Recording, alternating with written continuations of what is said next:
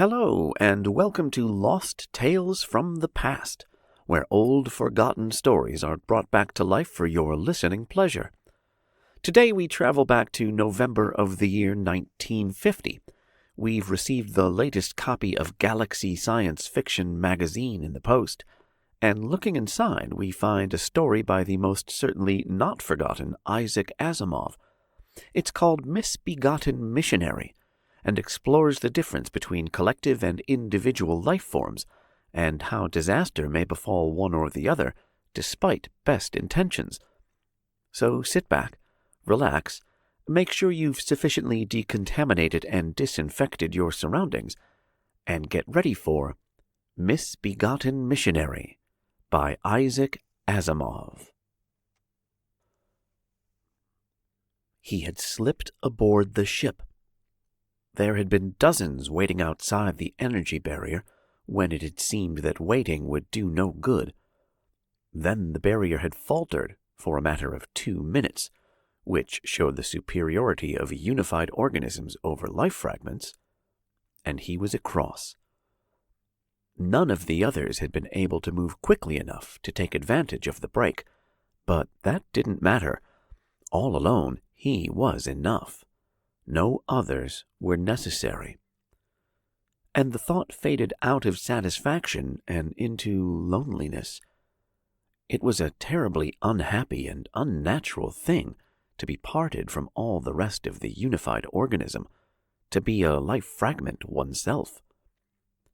How could these aliens stand being fragments? It increased his sympathy for the aliens. Now that he experienced fragmentation himself, he could feel, as though from a distance, the terrible isolation that made them so afraid. It was fear born of that isolation that dictated their actions. What but the insane fear of their condition could have caused them to blast an area 1 mile in diameter into dull red heat before landing their ship? Even the organized life 10 feet deep in the soil had been destroyed in the blast. He engaged reception, listening eagerly, letting the alien thought saturate him. He enjoyed the touch of life upon his consciousness. He would have to ration that enjoyment. He must not forget himself. But it could do no harm to listen to thoughts. Some of the fragments of life on the ship thought quite clearly, considering that they were such primitive, incomplete creatures. Their thoughts were like tiny bells. Roger Olden said, "I feel contaminated. You know what I mean? I keep washing my hands and it doesn't help." Jerry Thorne hated dramatics and didn't look up. They were still maneuvering in the stratosphere of Saybrook's planet, and he preferred to watch the panel dials. He said, "No reason to feel contaminated. Nothing happened." "I hope not," said Olden. "At least they had all the field men discard their spacesuits in the airlock for complete disinfection. They had a radiation bath for all men entering from outside. I suppose nothing happened." "Why be nervous, then?" "I don't know. I wish the barrier hadn't broken down." "Who doesn't? It was an accident." "I wonder." Olden was vehement. "I was here when it happened. My shift, you know.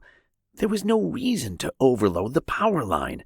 There was equipment plugged into it that had no damn business near it. None whatsoever." "All right. People are stupid." "Not that stupid. I hung around when the old man was checking into the matter. None of them had reasonable excuses. The armor baking circuits, which were draining off 2,000 watts, had been put into the barrier line. They'd been using the second subsidiaries for a week. Why not this time? They couldn't give any reason." "Can you?" Olden flushed. "No. I was just wondering if the men had been—" He searched for a word. "Hypnotized into it. By those things outside." Thorne's eyes lifted and met those of the other levelly. "I wouldn't repeat that to anyone else. The barrier was down only 2 minutes. If anything had happened, if even a spear of grass had drifted across it, it would have shown up in our bacteria cultures within half an hour. In the fruit fly colonies in a matter of days. Before we got back, it would show up in the hamsters, the rabbits, maybe the goats. Just get it through your head, Olden, that nothing happened. Nothing. Olden turned on his heel and left. In leaving, his foot came within 2 feet of the object in the corner of the room. He did not see it. He disengaged his reception centers and let the thoughts flow past him unperceived. These life fragments were not important in any case, since they were not fitted for the continuation of life. Even as fragments, they were incomplete. The other types of fragments, now they were different. He had to be careful of them. The temptation would be great, and he must give no indication, none at all, of his existence on board ship till they had landed on their home planet. He focused on the other parts of the ship, marveling at the diversity of life. Each item, no matter how small, was sufficient to itself. He forced himself to contemplate this, until the unpleasantness of the thought grated on him, and he longed for the normality of home. Most of the thoughts he received from the smaller fragments were vague and fleeting, as you would expect. There wasn't much to be had from them, but that meant their need for completeness was all the greater. It was that which touched him so keenly. There was the life fragment which squatted on its haunches and fingered the wire netting that enclosed it. Its thoughts were clear, but limited. Chiefly, they concerned the yellow fruit a companion fragment was eating. It wanted the fruit very deeply. Only the wire netting that separated the fragments prevented its seizing the fruit by force. He disengaged reception in a moment of complete revulsion. These fragments competed for food. He tried to reach far outward for the peace and harmony of home, but it was already an immense distance away. He could reach only into the nothingness that separated him from sanity. He longed at the moment even for the feel of the dead soil between the barrier and the ship. He had crawled over it last night. There had been no life upon it, but it had been the soil of home, and on the other side of the barrier there had still been the comforting feel of the rest of organized life. He could remember the moment he had located himself on the surface of the ship, maintaining a desperate suction grip until the airlock opened. He had entered, moving cautiously between the outgoing feet. There had been an inner lock, and that had been passed later.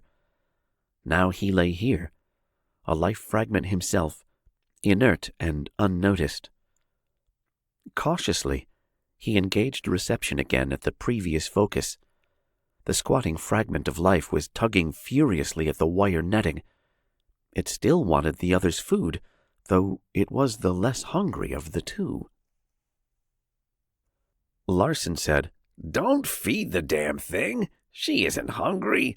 She's just sore because Tilly had the nerve to eat before she herself was crammed full. The greedy ape.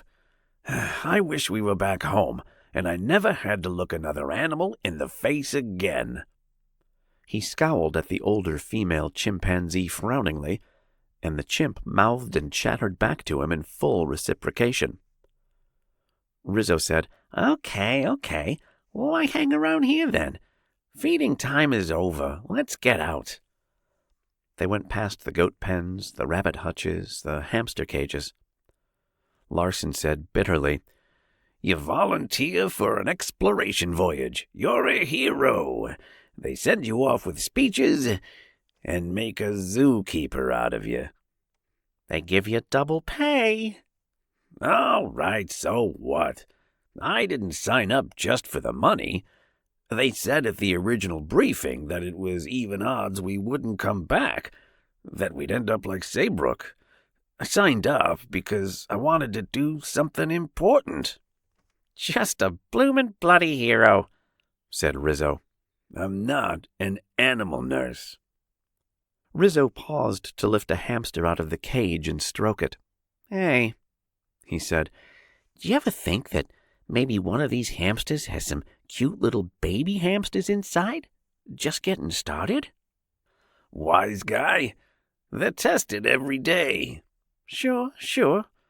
He nuzzled the little creature, which vibrated its nose at him. "But just suppose you came down one morning and found them there, new little hamsters, looking up at you with soft green patches of fur where the eyes ought to be." "Shut up, for the love of Mike," yelled Larson. "Little soft green patches of shining fur," said Rizzo, and put the hamster down with a sudden loathing sensation. He engaged reception again and varied the focus. There wasn't a specialized life fragment at home that didn't have a rough counterpart on shipboard.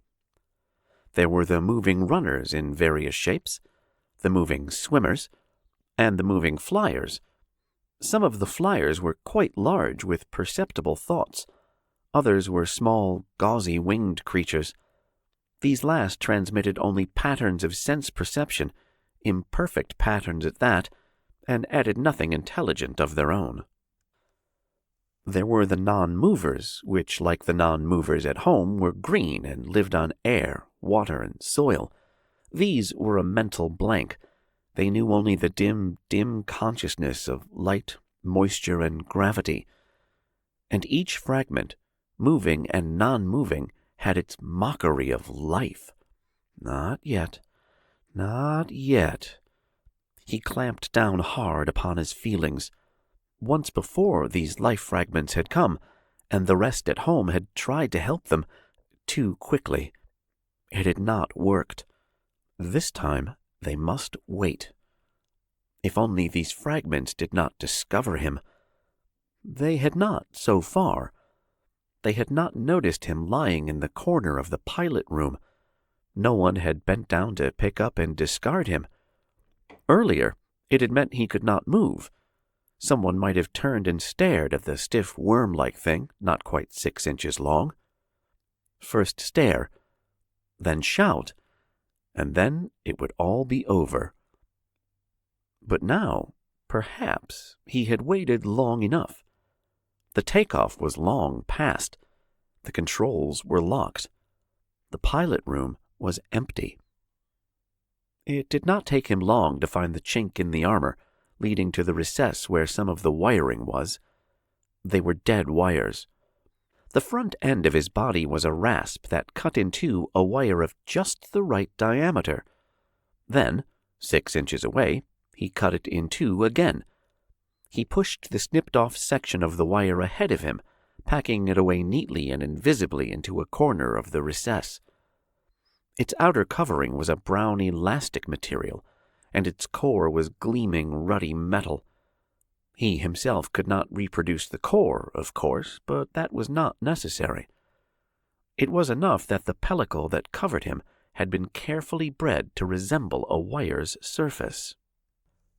He returned and grasped the cut sections of the wire before and behind. He tightened against them as his little suction discs came into play. Not even a seam showed. They could not find him now. They could look right at him and see only a continuous stretch of wire. Unless they looked very closely indeed and noted that in a certain spot on this wire there were two tiny patches of soft and shining green fur. "It is remarkable," said Dr. Weiss, "that little green hairs can do so much." Captain Loring poured the brandy carefully. In a sense, this was a celebration. They would be ready for the jump through hyperspace in 2 hours, and after that, 2 days would see them back on Earth. "You're convinced, then, the green fur is the sense organ?" he asked. "It is," said Weiss. Brandy made him come out in splotches, but he was aware of the need of celebration. Quite aware. "The experiments were conducted under difficulties, but they were quite significant." The captain smiled stiffly. Under difficulties is one way of phrasing it. I would never have taken the chances you did to run them. Nonsense. We're all heroes aboard this ship, all volunteers, all great men with trumpet, fife, and fanfare. You took the chance of coming here. You were the first to go outside the barrier. No particular risk involved, Weiss said. I burned the ground before me as I went, to say nothing of the portable barrier that surrounded me. Nonsense, Captain. Let's all take our medals when we come back. Let's take them without attempt at gradation. Besides, I'm a male. But you're filled with bacteria to here. The captain's hand made a quick cutting gesture 3 inches above his head, which makes you as vulnerable as a female would be. They paused for drinking purposes. Refill? Asked the captain. No, thanks. I've exceeded my quota already. Then one last for the space road. He lifted his glass in the general direction of Saybrook's planet, no longer visible, its sun only a bright star in the visiplate. To the little green hairs that gave Saybrook his first lead. Weiss nodded. A lucky thing. We'll quarantine the planet, of course. The captain said, That doesn't seem drastic enough. Someone might always land by accident some day, and not have Saybrook's insight or his guts. Suppose he didn't blow up his ship as Saybrook did. Suppose he got back to some inhabited place. The captain was somber. Do you suppose they might ever develop interstellar travel on their own? I doubt it. No proof, of course. It's just that they have such a completely different orientation. Their entire organization of life has made tools unnecessary. As far as we know, even a stone axe doesn't exist on the planet. I hope you're right. Oh, and Weiss, would you spend some time with Drake? The Galactic Press Fellow. Yeah. Once we get back, the story of Saybrook's planet will be released for the public, and I don't think it would be wise to over-sensationalize it. I've asked Drake to let you consult with him on the story.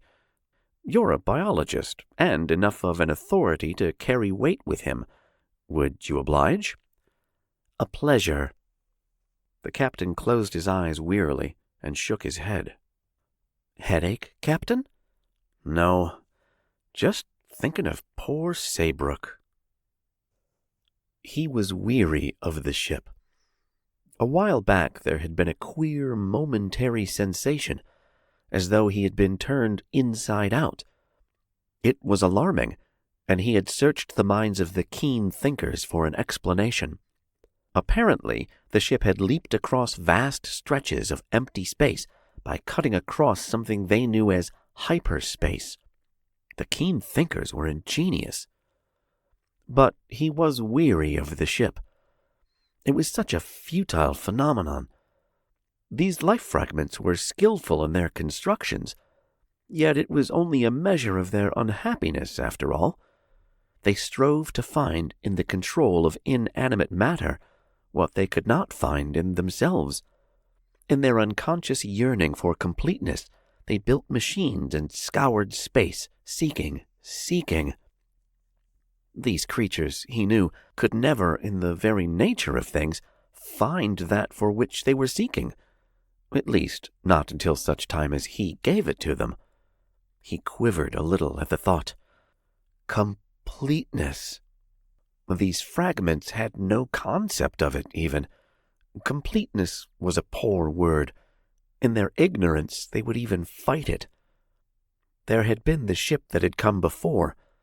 The first ship had contained many of the keen-thinking fragments. There had been 2 varieties, life producers and the sterile ones. How different this second ship was. The keen thinkers were all sterile, while the other fragments, the fuzzy thinkers and the no thinkers, were all producers of life. It was strange. How gladly that first ship had been welcomed by all the planet. He could remember the first intense shock at the realization that the visitors were fragments and not complete. The shock had give way to pity, and the pity to action. It was not certain how they would fit into the community, but there had been no hesitation. All life was sacred, and somehow room would have been made for them, all of them, from the large, keen thinkers to the little multipliers in the darkness. But there had been a miscalculation. They had not correctly analyzed the course of the fragments' ways of thinking. The keen thinkers became aware of what had been done and resented it. They were frightened, of course. They did not understand. They had developed the barrier first, and then, later, had destroyed themselves, exploding their ship to atoms. Poor, foolish fragments. This time, at least, it would be different. They would be saved, despite themselves. John Drake would not have admitted it in so many words, but he was very proud of his skill on the phototyper. He had a travel kit model, which was a 6x8 featureless dark plastic slab with cylindrical bulges on either end to hold the roll of thin paper. It fitted into a brown leather case, equipped with a belt-like contraption that held it closely about the waist and at one hip. The whole thing weighed less than a pound. Drake could operate it with either hand. His fingers would flick quickly and easily, placing their light pressure at exact spots on the blank surface, and, soundlessly, words would be written. He looked thoughtfully at the beginning of his story, then up at Dr. Weiss. What do you think, Doc?" "It starts well." Drake nodded. "I thought I might as well start with Saybrook himself. They haven't released his story back home yet. Oh, I wish I could have seen Saybrook's original report. How did he ever get it through, by the way?" "As near as I could tell, he spent one last night sending it through the sub-ether. When he was finished, he shorted the motors and converted the entire ship into a thin cloud of vapor a millionth of a second later. The crew and himself along with it." "What a man! You were in this from the beginning, Doc?" "Not from the beginning," corrected Weiss gently, "only since the receipt of Saybrook's report." He could not help thinking back. He had read the report, realizing even then how wonderful the planet must have seemed when Saybrook's colonizing expedition first reached it. It was practically a duplicate of Earth, with an abounding plant life and a purely vegetarian animal life. There had been only the little patches of green fur. How often had he used that phrase in his speaking and thinking? Which seemed strange. No living individual on the planet had eyes. Instead, there was this fur. Even the plants, each blade or leaf or blossom, possessed the two patches of richer green. Then Saybrook had noticed, startled and bewildered, that there was no conflict for food on the planet. All plants grew pulpy appendages which were eaten by the animals. These were regrown in a matter of hours. No other parts of the plants were touched. It was as though the plants fed the animals as part of the order of nature. And the plants themselves did not grow in overpowering profusion. They might almost have been cultivated, they were spread across the available soil so discriminately. How much time, Weiss wondered, had Saybrook had to observe the strange law and order on the planet? The fact that insects kept their numbers reasonable, though no birds ate them, that the rodent-like things did not swarm, though no carnivores existed to keep them in check. And then there had come the incident of the white rats. That prodded Weiss. He said, "Oh, one correction, Drake. Hamsters were not the first animals involved. It was the white rats." "White rats," said Drake, making the correction in his notes. "Every colonizing ship," said Weiss, "takes a group of white rats for the purpose of testing any alien foods. Rats, of course, are very similar to human beings from a nutritional viewpoint. Naturally, only female white rats are taken, Naturally. If only one sex was present, there was no danger of unchecked multiplication in case the planet proved favorable. Remember the rabbits in Australia. Incidentally, why not use males? Asked Drake. Females are hardier, said Weiss, which is lucky since that gave the situation away. It turned out suddenly that all the rats were bearing young. Right, now that's where I'm up to. So here's my chance to get some things straight. For my own information, Doc, how did Saybrook find out they were in a family way? Well, accidentally, of course. In the course of nutritional investigations, rats are dissected for evidence of internal damage. Their condition was bound to be discovered. A few more were dissected. Same results. Eventually, all that lived gave birth to young, with no male rats aboard. And the point is that all the young were born with little green patches of fur instead of eyes. That is correct. Saybrook said so, and we corroborate him. After the rats, the pet cat of one of the children was obviously affected.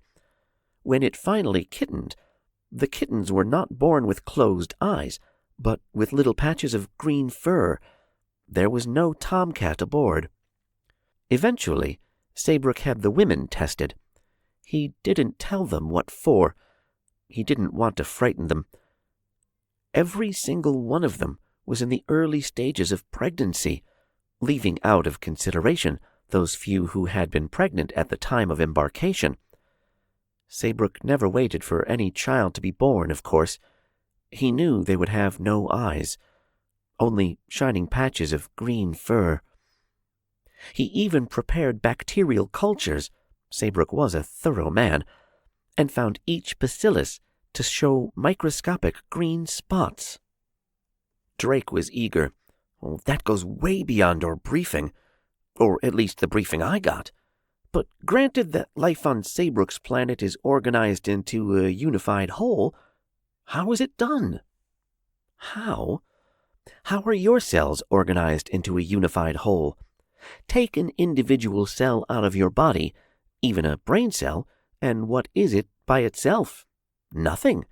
A little blob of protoplasm, with no more capacity for anything human than an amoeba. Less capacity, in fact, since it couldn't live by itself. But put the cells together, and you have something that could invent a spaceship or write a symphony. I get the idea, said Drake. Weiss went on. All life on Saybrook's planet is a single organism. In a sense, all life on Earth is too, but it's a fighting dependence, a dog-eat-dog dependence. The bacteria fix nitrogen. The plants fix carbon. Animals eat plants and each other. Bacterial decay hits everything. It comes full circle. Each grabs as much as it can and is in turn grabbed.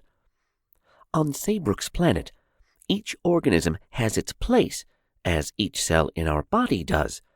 Bacteria and plants produce food, on the excess of which animals feed, providing in turn carbon dioxide and nitrogenous wastes.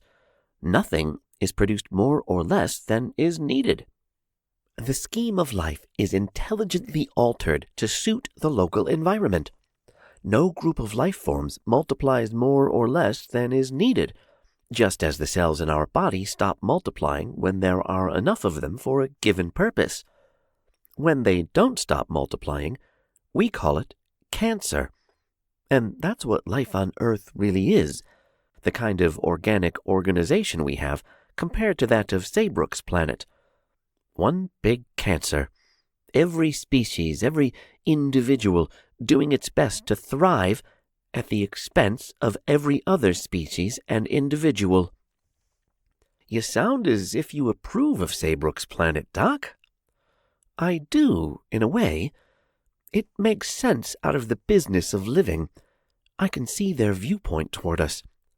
Suppose one of the cells of your body could be conscious of the efficiency of the human body as compared with that of the cell itself, and could realize that this was only the result of the union of many cells into a higher whole. And then suppose it became conscious of the existence of free living cells, with bare life and nothing more. It might feel a very strong desire to drag the poor thing into an organization. It might feel sorry for it, feel perhaps a sort of missionary spirit. The things on Saybrook's planet, or the thing, one should use the singular, feels just that, perhaps. And went ahead by bringing about virgin births, eh, Doc? I gotta go easy on that angle of it. Post office regulations, you know. There's nothing ribald about it, Drake. For centuries, we've been able to make the eggs of sea urchins, bees, frogs, etc., develop without the intervention of male fertilization. The touch of a needle was sometimes enough, or just immersion in the proper salt solution. The thing on Saybrook's planet can cause fertilization by the controlled use of radiant energy. That's why an appropriate energy barrier stops it. Interference, you see, or static. They can do more than stimulate the division and development of an unfertilized egg. They can impress their own characteristics upon its nucleoproteins, so that the young are born with little patches of green fur, which serve as the planet's sense organ and means of communication. The young, in other words, are not individuals, but become part of the thing on Saybrook's planet. The thing on the planet, not at all incidentally, can impregnate any species, plant, animal, or microscopic. Potent stuff, muttered Drake. Totipotent, Dr. Weiss said sharply. Universally potent. Any fragment of it is totipotent. Given time, a single bacterium from Saybrook's planet can convert all of Earth into a single organism. We've got the experimental proof of that. Drake said unexpectedly, You know, I think I'm a millionaire, Doc. Can you keep a secret? Weiss nodded, puzzled. I've got a souvenir from Saybrook's planet, Drake told him, grinning. It's only a pebble, but after the publicity the planet will get, combined with the fact that it's quarantined from here on in, the pebble will be all any human being will ever see of it. How much do you suppose I could sell the thing for? Weiss stared. A pebble? He snatched at the object shown him, a hard gray ovoid. You shouldn't have done that, Drake. It was strictly against regulations. I know. That's why I asked if you could keep a secret. If you could give me a signed note of authentication... What's the matter, Doc? Instead of answering, Weiss could only chatter and point. Drake ran over and stared down at the pebble. It was the same as before, except that the light was catching it at an angle, and it showed up two little green spots. Look very closely. They were patches of green hairs. He was disturbed. There was a definite air of danger within the ship. There was the suspicion of his presence aboard. How could that be? He had done nothing yet. Had another fragment of home come aboard and been less cautious? Well, that would be impossible without his knowledge. And though he probed the ship intensely, he found nothing. And then the suspicion diminished, but it was not quite dead. One of the keen thinkers still wondered, and was treading close to the truth. How long before the landing? Would an entire world of life fragments be deprived of completeness? He clung closer to the severed ends of the wire he had been specially bred to imitate, afraid of detection, fearful for his altruistic mission. Dr. Weiss had locked himself in his own room. They were already within the solar system, and in 3 hours they would be landing. He had to think. He had 3 hours in which to decide. Drake's devilish pebble had been part of the organized life on Saybrook's planet, of course, but it was dead. It was dead when he had first seen it, and if it hadn't been, it was certainly dead after they fed it into the hyperatomic motor, and converted it into a blast of pure heat. And the bacterial culture still showed normal when Weiss anxiously checked. That was not what bothered Weiss now. Drake had picked up the pebble during the last hours of the stay on Saybrook's planet, after the barrier breakdown. What if the breakdown had been the result of a slow, relentless mental pressure on the part of the thing on the planet? What if parts of its being waited to invade as the barrier dropped? If the pebble had not been fast enough, and had moved only after the barrier was re-established, it would have been killed. It would have lain there for Drake to see and pick up. It was a pebble, not a natural life form. But did that mean it was not some kind of a life form? It might have been a deliberate production of the planet's single organism, a creature deliberately designed to look like a pebble, harmless seeming, unsuspicious. Camouflage, in other words. A shrewd and frighteningly successful camouflage. Had any other camouflaged creature succeeded in crossing the barrier before it was re-established? With a suitable shape filched from the minds of the humans aboard ship by the mind-reading organism of the planet? Would it have the casual appearance of a paperweight, of an ornamental brass head nail in the captain's old-fashioned chair? And how would they locate it? Could they search every part of the ship for the telltale green patches, even down to individual microbes? And why camouflage? Did it intend to remain undetected for a time? Why? So that it might wait for the landing on Earth? An infection after landing could not be cured by blowing up a ship. The bacteria of Earth, the molds, yeasts, and protozoa would go first. Within a year, the non-human young would be arriving by the uncountable billions. Weiss closed his eyes and told himself it might not be such a bad thing. There would be no more disease, since no bacterium would multiply at the expense of its host, but instead would be satisfied with its fair share of what was available. There would be no more overpopulation. The hordes of mankind would decline to adjust themselves to the food supply. There would be no more wars, no crime, no greed. But there would be no more individuality either. Humanity would find security by becoming a cog in a biological machine. A man would be a brother to a germ, or to a liver cell. He stood up. He would have a talk with Captain Loring. They would send their report and blow up the ship, just as Saybrook had done. He sat down again. Saybrook had had proof, while he had only the conjectures of a terrorized mind, rattled by the sight of 2 green spots on a pebble. Could he kill the 200 men on board ship because of a feeble suspicion? He had to think. He was straining. Why did he have to wait? If he could only welcome those who were aboard now. Yet a cooler, more reasoning part of himself told him that he could not. The little multipliers in the darkness would betray their new status in 15 minutes, and the keen thinkers had them under continual observation. Even 1 mile from the surface of their planet would be too soon, since they might still destroy themselves and their ship out in space. Better to wait for the main airlocks to open, for the planetary air to swirl in with millions of the little multipliers. Better to greet each one of them into the brotherhood of unified life, and let them swirl out again to spread the message. Then it would be done. Another world organized, complete. He waited. There was the dull throbbing of the engines, working mightily to control the slow dropping of the ship. The shudder of contact with planetary surface.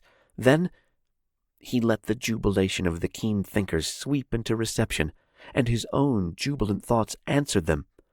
Soon they would be able to receive as well as himself, perhaps not these particular fragments, but the fragments that would grow out of those which were fitted for the continuation of life. The main airlocks were about to be opened, and all thought ceased. Jerry Thorne thought, "Damn it, something's wrong now?" He said to Captain Loring, "Sorry, there seems to be a power breakdown. The locks won't open." "You sure, Thorne? The lights are on." "Yes, sir. We are investigating it now." He tore away and joined Roger Olden at the airlock wiring box.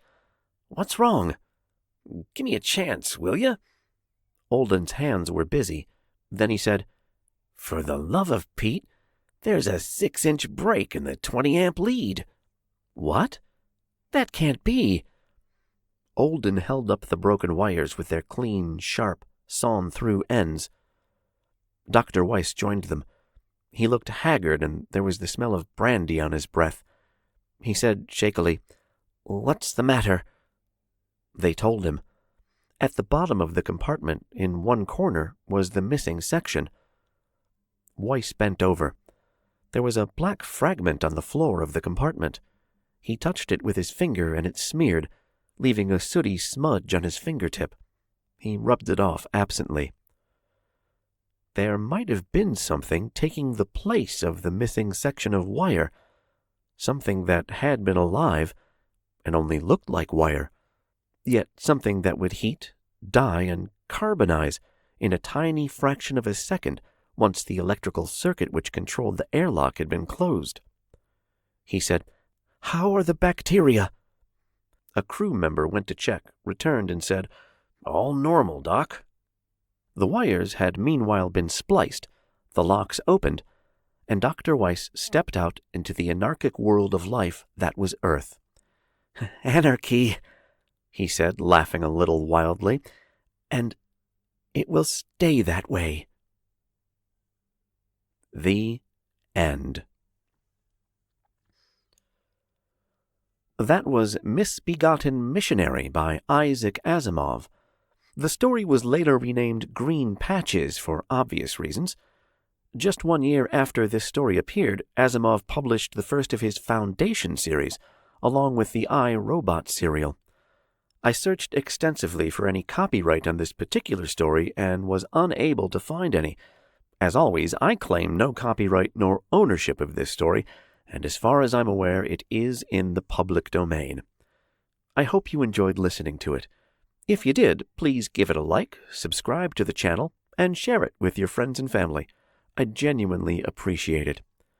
Thank you for choosing to spend some of your time with me, listening to Lost Tales from the Past.